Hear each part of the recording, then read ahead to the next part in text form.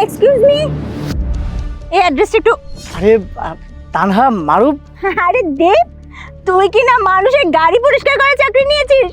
আরে না না, এই গাড়িটা আরে চুপ, শোন, তোর দ্বারা এর চেয়ে ভালো কোনো কাজ হবে না। তুই যে এটা করছিস, তুই পারফেক্ট কাজই করছিস তোর সাথে। এই মারুফ, ওরে চিনতে পারছিস? আরে চিনতে পারবো না কেন? দীপ, আমাদের ভার্সিটিতে একসাথে পড়তাম আমরা, ও তো ভার্সিটির টপার ছিল।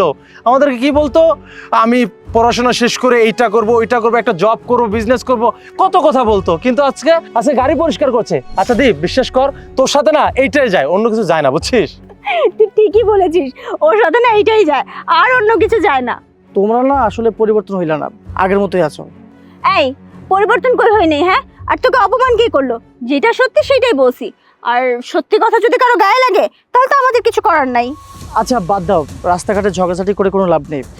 তোমরা যেন কোথায় যেতে চাচ্ছিলা, অ্যাড্রেসটা দেখো, আমি বলে দিচ্ছি। অ্যাড্রেস তো আমরা ঠিকই বের করে নিব, কিন্তু তুই সত্যি করে বল তো, এই গাড়ি পরিষ্কার করে প্রত্যেকদিন তুই কয় টাকা রোজগার করিস?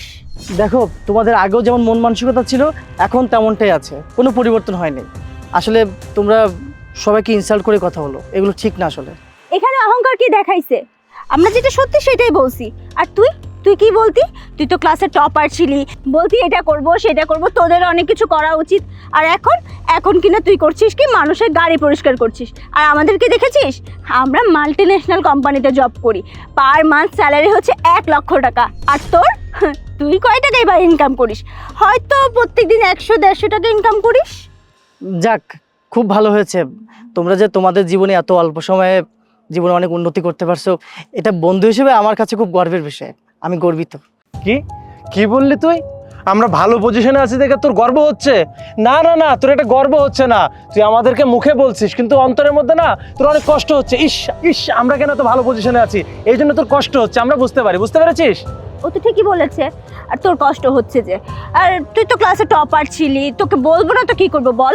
আর হ্যাঁ, তোমাদের একটা কথা বলি, এই যে তোমরা অন্যকে ছোট করে দেখো, তাচ্ছিল্য করো, তুচ্ছ করে দেখো, কথা বলো, এগুলো কিন্তু ঠিক না। অন্যকে ছোট করে কিন্তু জীবনে বড় হওয়া যায় না। তোমরা হয়তো মনে করছো হয়তো অন্যকে ছোট করে জীবনে অনেক বড় হয়ে যাবে, অনেক সম্মান পাবে, তা কিন্তু না। আসলে অন্যকে ছোট করে দেখলে জীবনে সম্মানিত হওয়া যায় না। অহংকার কিন্তু পতনের মূল। কি দেখেছিস, করছে চাকরের কাজ, আবার ব্যবহার দেখ, মনে হচ্ছে গাড়ির মালিক। বাই দ্য ওয়ে, দাদা আমাদের কি, চল আমরা আমাদের কাজে যাই। আর তুই না তোর কাজ মনোযোগ দিয়ে কর, এটার পর তো অন্য গাড়ি পরিষ্কার করতে হবে। আর ঠিকভাবে যদি গাড়ি পরিষ্কার করতে না পারিস, মালিক তোর টাকা কেটে রাখবে। তারপর তারপর রাতে ঠিকভাবে খেতেও পারবি না। আরে বাদ দে না, তা না, কার সাথে কথা বলছিস? ওর সাথে কথা বলে আমাদের সময় নষ্ট করে কোনো লাভ নেই। কালকে আমাদের নতুন জব, নতুন অ্যাপয়েন্টমেন্ট, আমরা সেটা না ভাবি। ওর সাথে কেন কথা বলছি আমরা? চল চল। স্যার, ম্যানেজার স্যার বললো আমাদের সিভি নাকি হচ্ছে সিও স্যার নেবেন, তার জন্য স্যার আপনার কাছে এসেছি। দীপ তুই? Shut up, don't call me Deep, call me sir. আপনারা যে কোম্পানিতে এখন দাঁড়িয়ে আছেন, সে কোম্পানির সিইও আমি। স্যার আম সরি স্যার। সরি স্যার, আসলে আমরা আপনাকে চিনতে পারিনি, না চিনে রাস্তায় আপনার সাথে অনেক খারাপ ব্যবহার করেছি। প্লিজ আমাদেরকে মাফ করে দিন, আমরা কখনোই এমন ব্যবহার করবো না। Please sir, try to understand. অবাক লাগছে না? খুব অবাক লাগছে। আপনি যখন জানতে পারলেন যে এই কোম্পানির সিইও আমি, তখন খুব অবাক লাগছে। হ্যাঁ, অবাক তো লাগবে, কারণ গতকাল আপনি এই লোকটাকে আপনি খুব ইনসাল্ট করে কথা বলেছেন।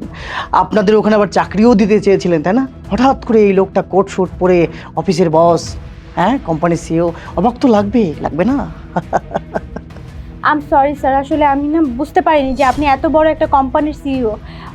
আমরা না অনেক খারাপ ব্যবহার করে ফেলেছি আপনার সাথে না জেনেই। প্লিজ স্যার, আমাদেরকে মাফ করে দিবেন। আচ্ছা একটা কথা বলুন তো, আমাদের কোম্পানিতে আপনাদের বেতন কত ধরা হয়েছে? 1,00,000 টাকা। আপনাদের বেতন যদি মাসিক 1,00,000 টাকা ধরা হয়, তাহলে বলুন তো আমার কোম্পানি মাসিক ইনকাম কত? স্যার 1.5 থেকে 2 কোটি টাকা। এখন আমার অফিসে যদি আপনি চাকরিটা করতে চান, তাহলে অবশ্যই বিহেভিয়ারটা পরিবর্তন করতে হবে। আপনি আগে যে ধরনের বিহেভিয়ার করতেন, আমার কোম্পানিতে থাকাকালীন সেই বিহেভিয়ারটা আপনি করতে পারবেন না। আপনাদের বিহেভিয়ার যদি পরিবর্তন করতে পারেন, তাহলে আমার কোম্পানিতে আপনার চাকরিটা কন্টিনিউ করতে পারবেন। এখন ভেবে দেখুন, আপনি চাকরিটা করবেন নাকি করবেন না। জি স্যার, আমরা আমাদের ভুলটা বুঝতে পেরেছি। এখন থেকে আমরা কারোর সাথে আর খারাপ ব্যবহার করব না। আমাদের নিচে কর্মরত যারা আছে তাদের সবার সাথেই আমরা ভালো ব্যবহার করে কথা বলবো, কারোর সাথে আমরা মিসবিহেভ করব না। ঠিক আছে, আপনারা এখন আসতে পারেন। Thank you sir.